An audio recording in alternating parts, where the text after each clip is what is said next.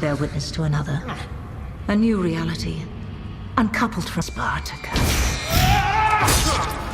And in the act, say... Alright, let's talk about the impossible. Spartacus is back, but not in the way you remember.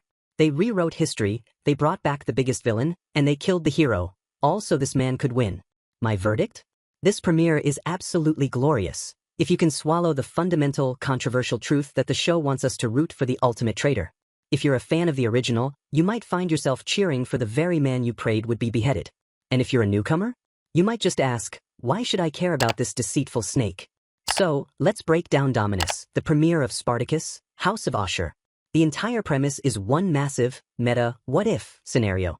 The show opens by completely rewriting the glorious, satisfying ending of the original series. Ashur, the Syrian turncoat who betrayed everyone he knew, didn't die on Vesuvius. He got a second chance at life, courtesy of the specter of his former master's wife, Lucretia. Think about that sheer audacity. We're talking about a timeline where Ashur survives, where he's aligned with the Roman elite like Crassus and even Gaius Julius Caesar. And here's the biggest kick to the historical drama gut. In this version, Ashur is the one who throws the fatal spear to kill Spartacus.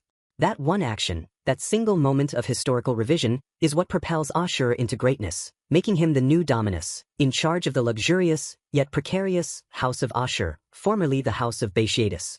Now, for the central issue, why are we following him? Why is the ultimate heel, the slimy, scheming traitor, now our protagonist? The show expects us to invest in this man's struggle as he ascends to wealth and power, surrounded by fine wine, 2 wives, and formidable soldiers. But let me ask you, how do you wash the stench of betrayal off a character who was literally condemned to the underworld? That is the show's greatest challenge, and frankly, I'm not sure they clear the bar in this first episode. We know Ashur is a liar, a coward, and a self-serving weasel, but we're supposed to empathize with him now that he's the one fighting for respect? Despite all his newfound dominant status, Ashur is still fundamentally insecure. He's self-conscious about his roots as a former slave and gladiator, and it shows immediately. When one of his best soldiers, Rhodius, has the audacity to challenge Ashur's strength, our protagonist doesn't handle it like a confident Dominus. He handles it like a paranoid former slave who needs to prove he's not weak. Ashur quickly and brutally kills Rhodius in cold blood right in front of everyone. It's shocking, it's bloody, and it sends a clear message. The old Ashur is still very much alive, and that self-preservation instinct comes first, even at the cost of his own best fighters. And this single, reckless act creates an immediate internal conflict with Korris. Now, Korris is a phenomenal addition, a former champion gladiator, a man who actually earned his freedom, who now serves as the house trainer. He's the new doctor, and he is visibly furious because Ashur just carelessly executed one of the best talents they had. This fact, that Ashur killed their top prospect right before they desperately needed a champion, shows his true fatal flaw. His ego always overrides his business sense. It immediately leaves the House of Ashur scrambling. Because let's be clear, all the other Roman nobles hate Ashur. They see his sudden ascension as a joke, a vulgar display by a former slave who got lucky. They refuse to give his gladiators a slot in the main arena, denying him the respect and coin he craves. He's stuck fighting for scraps while the truly formidable fighters, like the brilliant and strategic Ammonius, are raking in the glory.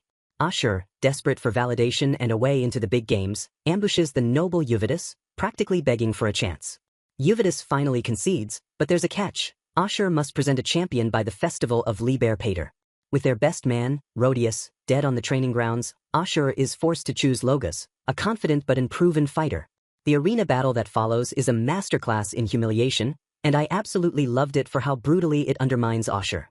Korris, the experienced doctor, sees the writing on the wall, simply wishing Logas well in the afterlife. Logas is confident, but the nobles, led by Julius, completely sabotage the fight, presenting Logas with 3 diminutive, yet coordinated, fighters known as the Brothers Ferox. It's a joke designed to humiliate Ashur's house.